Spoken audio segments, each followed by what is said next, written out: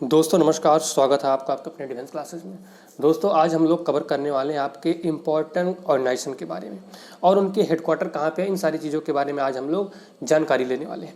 सबसे पहले आप देखिएगा, हम लोग बात करेंगे यूएनओ के बारे में, ठीक है ना। तो देखिए यहाँ पे यूएनओ के बारे में हम लोग देखेंगे। यूएनओ का जो है सबसे पहले आपसे पूछता है कि इसका फुल फॉर्म क्या है, तो इसका फुल फॉर्म होता है यूनाइटेड नेशन ऑर्गेनाइजेशन। अब देखिए दूसरा क्वेश्चन जो आपके लिए इंपॉर्टेंट हो सकता है वो कौन सा है, इसका इस्टेब्लिशमेंट कब हुआ था, यानी इसकी स्थापना कब हुई थी। ये हो जाएगा 24 अक्टूबर 1945 में। अगर बात करेंगे इसके टोटल कितने मेंबर हैं, इस समय प्रेजेंट टाइम में आपके 193 मेंबर हैं। और जो आपका लेटेस्ट मेंबर बना हुआ है वो कौन सा बना हुआ है, साउथ सूडान। अगर हम लोग बात देखो इसमें आपका एक आता है जनरल सेक्रेटरी, जिसको हम लोग बोलते हैं, वो हमारे कौन से हैं, एंटोनियो गुटेरेस। और डिप्टी सेक्रेटरी हमारा कौन है, अमीना जे महमूद। अगर उसके बात करेंगे जनरल असेंबली के प्रेसिडेंट कौन से हैं, वो भी 77 नंबर के, जो कि हमारा कौन है, साबा कुरैशी। इसको आप लोग ध्यान रखिएगा। इसके अलावा उसका जो हेडक्वार्टर है वो हमारा न्यूयॉर्क में है। टोटल यूएनए के 6 पार्ट हैं, यानी यूनाइटेड नेशन के टोटल 6 पार्ट हैं। अब उसके बाद हम लोग यहाँ पर देखेंगे कि वो 6 पार्ट हमारे कौन कौन से हैं। देखिए हमारे 6 पार्ट हमको यहाँ पे दिया हुआ, पहला हमारा क्या है, यूएन जनरल असेंबली, दूसरा हमारा यूएन सेक्रेटरीट, तीसरा हमारा क्या है, आईसीजे यानी इंटरनेशनल कोर्ट ऑफ जस्टिस, और 4th नंबर हमारा क्या है, UN security council, 5th number हमारा क्या है, UN economic and social council, और 6th नंबर हमारा क्या है, यूएन ट्रस्टीशिप काउंसिल। तो ये हमारे 6 नंबर हैं। देखिए इसमें हमारे लिए इंपॉर्टेंट 2 है, एक सिक्योरिटी काउंसिल और दूसरा आईसीजे। और देखिए जो आईसीजे है, यहाँ पे थोड़ा स्पेलिंग मिस्टेक आप देख लीजिएगा, इसका जो हेडक्वार्टर हमारा कहाँ पे है, द हेग हमारा कहाँ पड़ता है, नीदरलैंड में। इसको आप लोग ध्यान रखिएगा, बहुत पूछा जाता है। अब आगे हम लोग देखेंगे इनके और जो भी पार्ट्स है उसको हम लोग अच्छे से पूरा कवर करेंगे और समझेंगे। अब देखिए आपसे बार बार ये क्वेश्चन आता है, पूछा भी जाता है, यानी यूएन सिक्योरिटी काउंसिल के बारे में। देखिए अगर हम लोग बात करें यूएन में जो सिक्योरिटी काउंसिल है, उसमें देखो हमारे क्या होते हैं, टोटल 15 मेंबर होते हैं, यानी 15 मेंबर टोटल हमारे होते हैं, जिसमें देखो 5 क्या होते हैं, अस्थायी सदस्य होते हैं, जिसको हम लोग बोलते हैं परमानेंट मेंबर। वो देखिए परमानेंट मेंबर हमारे 5 कौन कौन से, यूएसए हो गया, रसिया हो गया, चाइना हो गया, फ्रांस हो गया और यूके हो गया। ये 5 हमारे क्या हैं, फिक्स है दोस्तों। अगर हम लोग बात करें, ये 5 मेंबर जो हमारे हैं ये फिक्स है। अब बचे अगले 10 मेंबर। अब उस 10 मेंबर में अभी आप लोग देखिए वो हमेशा हर 2-2 यानी 2 ईयर के आफ्टर 2-2 साल के बाद क्या होता है, वो चेंज होते रहते हैं। तो अभी देखिए जैसे क्या था, अभी प्रेजेंट टाइम में बात करें तो इंडिया चल रहा था, इंडिया का भी देखो 2 ईयर कंप्लीट हुआ तो उसके प्लेस पे कोई और कंट्री। इस तरीके से ये क्या होता है, आगे चलता रहता है। यानी कहने का मतलब है ये जो परमानेंट मेंबर हैं वो फिक्स रहते हैं 5, इसको आपको ध्यान रखना। और बाकी जो 10 और हैं जिसको हम लोग अस्थायी सदस्य बोलते हैं, यानी जो परमानेंट मेंबर नहीं है वो हर 2-2 साल के बाद क्या होते रहते हैं, चेंज होते रहते हैं। अब देखिए यहाँ पे एक क्वेश्चन आपको और ध्यान में आना चाहिए कि यूएन में भारत को रिप्रेजेंट कौन कर रहा है। इस समय यूएन में भारत को परमानेंट रिप्रेजेंटेटिव कौन सा है, तो हमारे कौन सी हैं, रुचिरा कंबोज जी हैं, क्योंकि हमारे रुचिरा कंबोज जी जो है भारत का जो है अस्थायी प्रतिनिधित्व करती हैं यूएन में। इसको आप लोग ध्यान रखिएगा।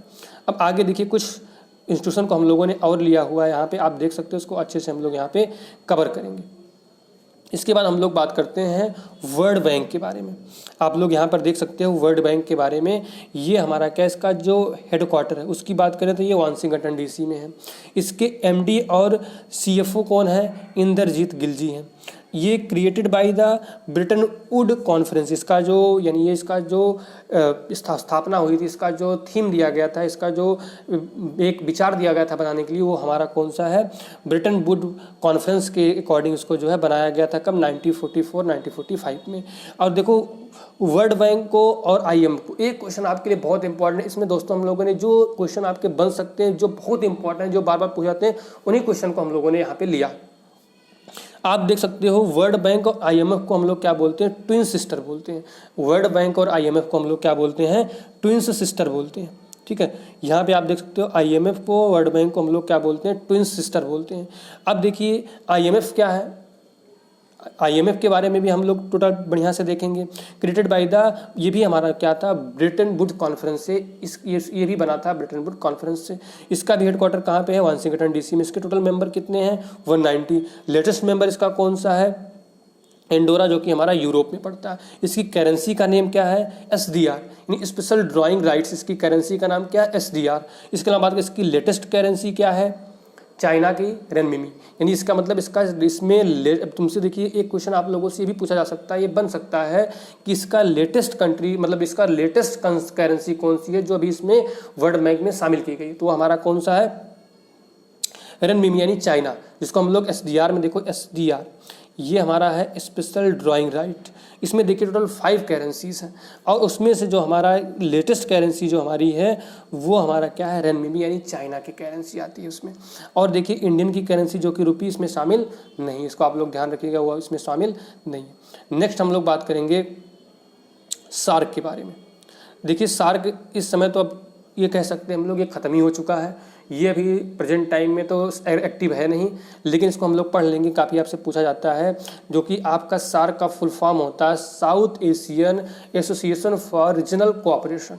इसका एस्टेब्लिशमेंट यानी कब हुआ था, ये 1985 में ढाका कॉन्फ्रेंस के द्वारा इसका एस्टेब्लिशमेंट हुआ था। इसका हेडक्वार्टर कहाँ, काठमांडू नेपाल में है। इसके टोटल मेंबर कितने, 8 कंट्री हैं, इसमें इंडिया, पाकिस्तान, नेपाल, बांग्लादेश, भूटान, श्रीलंका, म्यांमार और अफगानिस्तान, ये 8 कंट्रीज़ के सदस्य हैं। और देखिए अब ये क्योंकि भारत और पाकिस्तान का कुछ टसन की वजह से अब ये हमारा जो है प्रेजेंट टाइम में एक्टिव है नहीं, लेकिन आप लोगों को फुल फॉर्म सारी तैयार होना चाहिए। अब कैसे इसका क्या एस्टेब्लिशमेंट हो, ये सारी चीज़ें आपको याद होना चाहिए, क्योंकि कभी भी किसी भी एग्जाम में पूछा जा सकता है। अगली कंट्री हम लोगों ने कवर किया आसियान के बारे में। अब देखिए आसियान के बारे में आप लोगों से इसलिए बहुत ज़्यादा इंपॉर्टेंट है क्योंकि अभी जस्ट आपका हुआ है और जस्ट आपसे पूछा भी जाता है, बहुत सारे एग्जाम में पूछा जाता है आपसे। देखो association of south east Asian nation, यानी आसियान की फुल फॉर्म क्या होती है, association of south east Asian nation. इसका एस्टेब्लिशमेंट कब हुआ था, 1967 बैंकॉक कॉन्फ्रेंस में इसका एस्टेब्लिशमेंट हुआ था।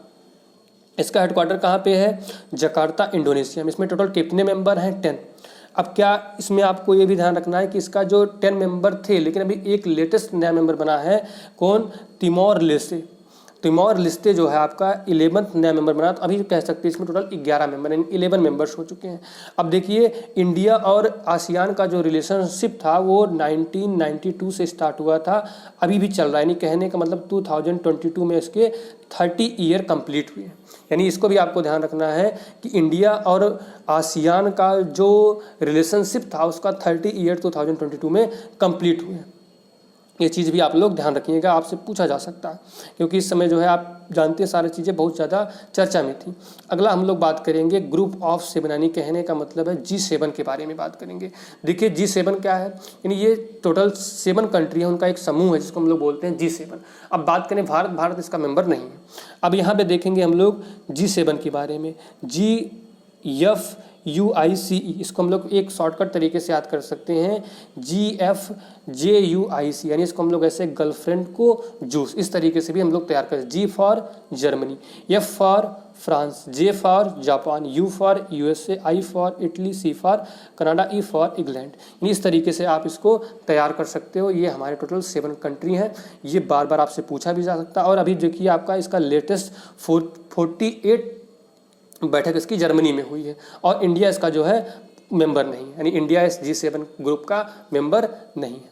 आगे हम लोग देखेंगे अगला इंस्टीट्यूशन जो हमारा है G20 के बारे में। देखिए G20 आपके लिए बहुत ज़्यादा इंपॉर्टेंट है, क्योंकि अभी देखिए लेटेस्ट में ये आपके देश यानी इंडिया में बहुत ज़्यादा छाया हुआ है इसके बारे में। और ये अभी इसकी लेटेस्ट बैठक भी हमारे कंट्री में 2023 की जो बैठक है वो हमारे कंट्री यानी इंडिया में ही हो रही है।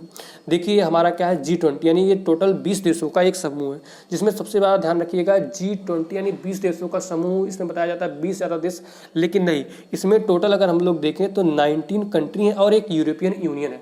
टोटल मिला के हमारे 20 होते हैं, जिसमें देखिए 20 कंट्री के नाम आपको यहाँ पे दिए हुए हैं। इसकी PDF आपको मैं दे दूंगा, आप लोग देख लीजिए। इसमें देखो जैसे Argentina, Australia, Brazil, Canada, China, EU, France, Germany, India, Indonesia, Italy, Japan, Mexico, Netherland, Russia, Saudi Arabia, Singapore, South Africa, South Korea, Spain, Switzerland, Turkey, United Arab Emirates और यूनाइटेड किंगडम, USA। ये सारे हमारे countries हैं, इसको एक बार आप लोग देख लीजिएगा। और देखिए इसका जो हेडक्वार्टर, देखिए इसका हेडक्वार्टर कोई नहीं, यानी इसका कहीं भी कोई हेडक्वार्टर नहीं। इसको आपको ध्यान रखना है कि आपसे कभी कोई पूछा सकता है ग्रुप 20 का या G20 का हेडक्वार्टर कहाँ पे है, तो उसमें जरूर आपका एक ऑप्शन दिया गया इनमें से कोई नहीं, तो आपको इनमें से कोई नहीं पे ही जाना है, इसका कोई हेडक्वार्टर नहीं। अब देखिए अगर बात करें सबसे पहले कि 2022 की जो बैठक हुई है, लेटेस्ट बैठक, उसके पहले जस्ट अभी देखो 2023 की तो हमारे इंडिया में हो रही, भारत में हो रही है, सबको याद होगा। अब इसके हम थीम की भी बात करेंगे, लेकिन इसके पहले जो 2022 की बैठक हुई थी वो इंडोनेशिया में हुई थी, बाली इंडोनेशिया में हुई थी। और देखिए इसका जो थीम था ये आपके लिए बहुत ज़्यादा इंपॉर्टेंट है। इसका थीम क्या था? Investing in a better future on climate change and energy and health. ये आपका क्या था? 2022 का थीम था। इसकी बैठक बाली इंडोनेशिया में हुई थी। अगर बात करें 2023 की जो बैठक के बारे में, 2023 की जो बैठक है ये हमारा हो रहा है इंडिया में, ठीक है। इसकी जो थीम है one earth one family one future. जो इंडिया में हो रहा है उसका थीम क्या है? One earth one family and one future. इसको आप लोग ध्यान रखिएगा, बहुत इंपॉर्टेंट, आगे आने वाले एग्जाम में बहुत ज़्यादा पूछा जाने वाला है आपके लिए। आगे हम लोग बात करेंगे दोस्तों। आज की वीडियो में इतना ही था, तो आज हमारी जो क्लास थी वो यहीं पे हमारी फिनिश हो जाएगी। अब आप लोगों को 2-3 चीज़ों की जानकारी मैं देना चाहता हूँ। देखिए अब आपका क्या है, एनडीए के लिए मैंने जो है जो इम्पॉर्टेंट चीज़ें हो सकती थी, जो मुझे लगेगा कि आपके एग्ज़ाम में 100% आ सकता है, मैं छोटे छोटे टॉपिक करके वो आपकी वीडियो में आप लोगों को देता रहूँगा। आप रेगुलर पूरी वीडियो को देखते रहिएगा, ज़रूर आपको 100% आपके एग्ज़ाम में, एनडीए के एग्ज़ाम में, एयरफोर्स के और जो भी आपके कॉम्पिटिशन एग्जाम में, उसमें बहुत ज़्यादा आपको फ़ायदा होने वाला। और सबसे बड़ी बात दोस्तों, आप वीडियो को पूरा देखा करिए, वीडियो को पूरा देखा करिए। और अगर आपको इस तरीके का पूरा इसका आपको जो है पीडीएफ चाहिए, तो पीडीएफ के लिए आपको जो है हमारा टेलीग्राम पे चैनल है डिफेंस क्लासेस नाम से, उसको ज्वाइन कर लीजिए। उसको जाकर के आप ज्वाइन कर लीजिए। इस पे चैनल के ऊपर लिंक भी दिया हुआ है, वहाँ से भी आप जाकर के इसको ज्वाइन कर सकते हो। इसके अलावा दोस्तों आप लोग जितना मतलब आप लोग व्यू करते हो उस हिसाब से आप लोग चैनल को सब्सक्राइब नहीं करते हो, तो दोस्तों आप लोगों से रिक्वेस्ट है कि आप लोग चैनल को भी जरूर सब्सक्राइब किया करिए। तो देखिए आज की वीडियो में इतना ही। उम्मीद करता हूँ आप लोगों को वीडियो बहुत अच्छी लगी होगी, और आज की वीडियो में इतना ही। Thank you. जय हिंद, जय भारत।